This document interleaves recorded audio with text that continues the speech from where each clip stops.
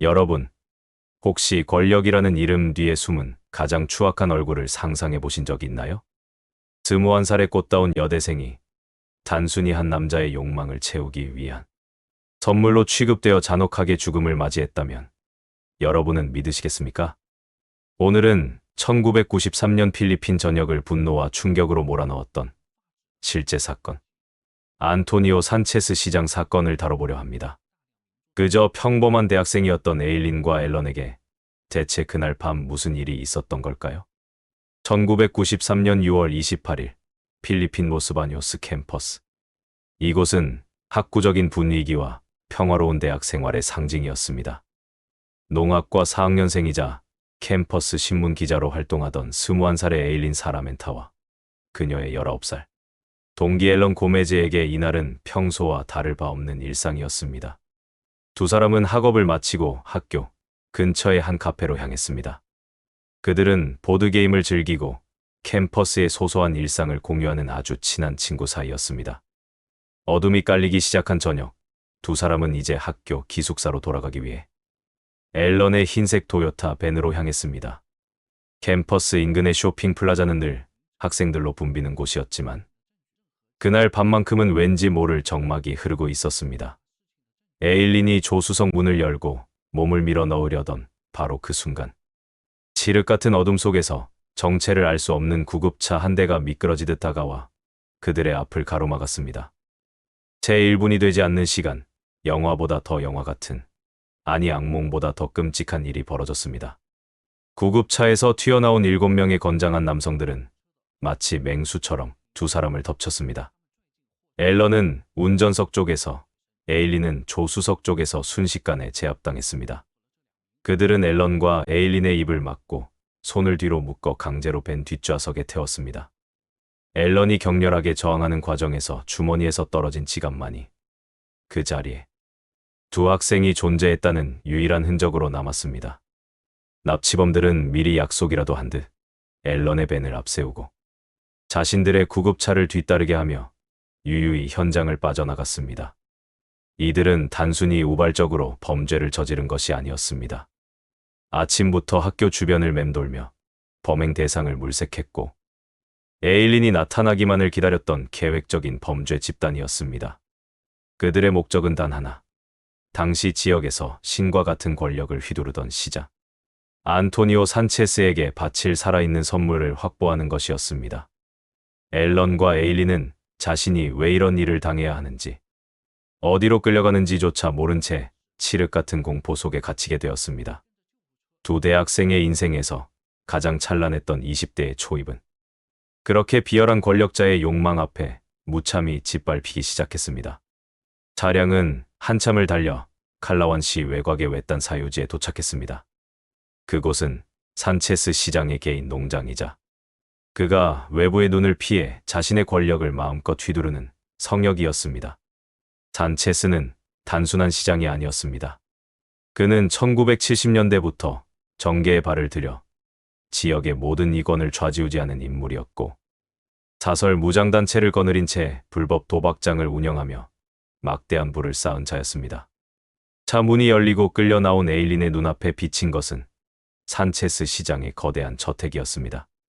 하얀색 셔츠를 입고 기묘한 헤어스타일을 한 산체스는 자신의 앞에 끌려온 에일린을 보며 만족스러운 미소를 지었습니다.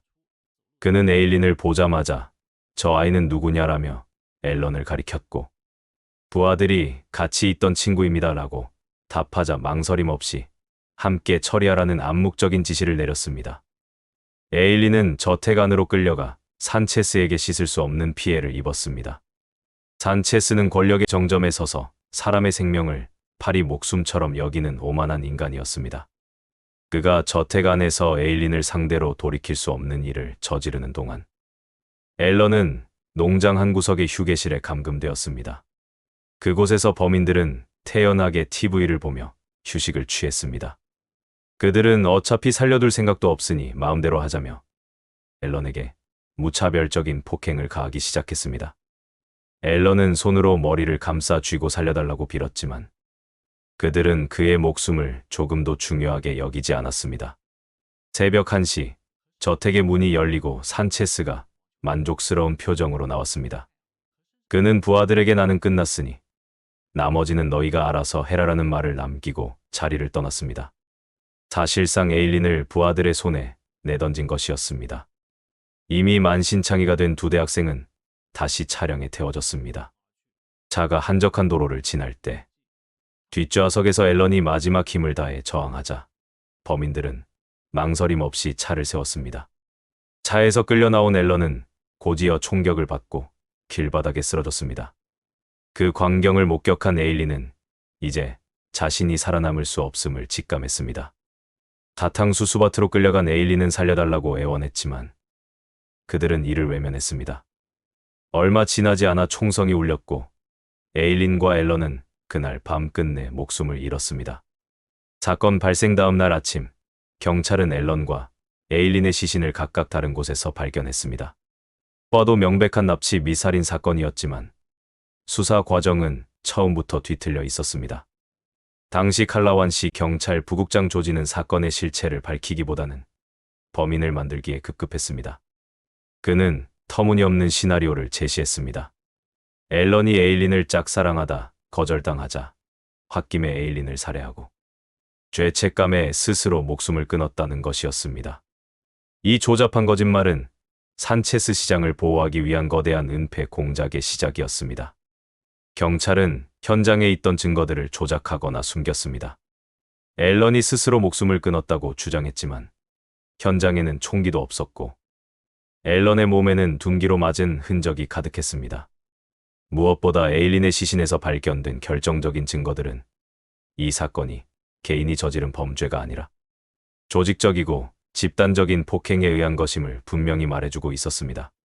하지만 진실은 감춘다고 감춰지는 것이 아니었습니다. 지역 주민들이 제보한 수상한 구급차의 행적과 앨런의 시신, 근처에서 발견된 탄피가 경찰 내부의 소유라는 사실이 밝혀지면서 수사는 급물살을 타기 시작했습니다. 특히 앨런의 시신을 운반한 차량이 범죄 직후 산체스 시장의 사유지에서 세차되었다는 목격담은 결정적이었습니다. 필리핀 국가조사국이 사건에 개입하면서 판도가 바뀌었습니다. 조사국은 경찰 내부에 뿌리 깊게 박힌 산체스의 영향력을 파헤치기 시작했습니다. 경찰 내부의 갈등도 폭발했습니다.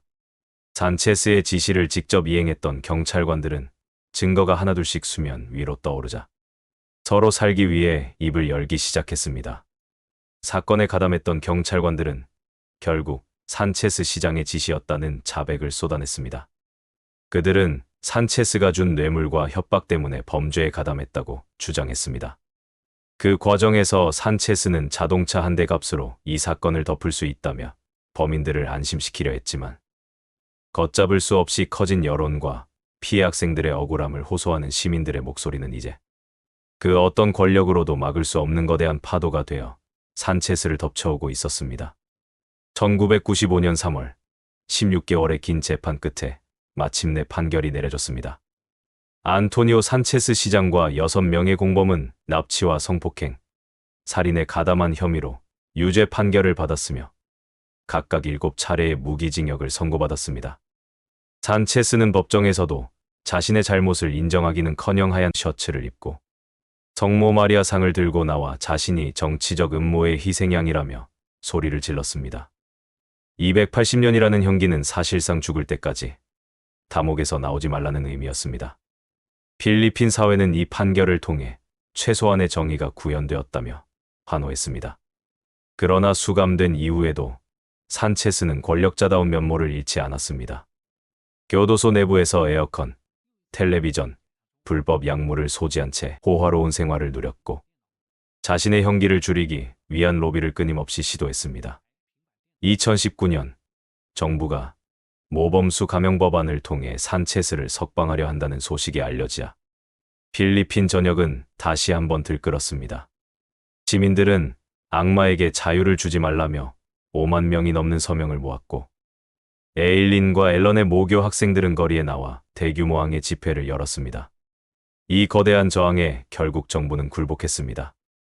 대통령이 직접 나서 석방을 보류시켰고 징계처장을 해임하는 등 사태 수습에 나섰습니다. 산체스는 결국 석방의 꿈을 이루지 못한 채 2021년 교도소 안에서 사망했습니다. 이 사건은 단순히 한 잔혹한 범죄자의 기록이 아닙니다. 권력이라는 이름으로 인간의 존엄을 짓밟고 진실을 은폐하며 공권력을 사유화했던 거대한 악에 맞선 시민들의 싸움이었습니다. 에일린과 앨런은 비록 세상을 떠났지만 그들의 억울한 죽음은 필리핀 사회의 법 앞의 평등과 권력에 대한 감시가 얼마나 중요한지를 뼈저리게 각인시켰습니다. 오늘날 이 사건이 우리에게 주는 교훈은 명확합니다. 우리가 침묵하는 순간 제2, 제3의 산체스가 어디선가 또 다른 누군가의 희망을 짓밟고 있을지도 모른다는 점입니다. 에일린과 앨런, 그들의 아름다웠던 청춘을 기억하며 우리는 오늘 정의를 다시 한번 되새겨야 할 것입니다.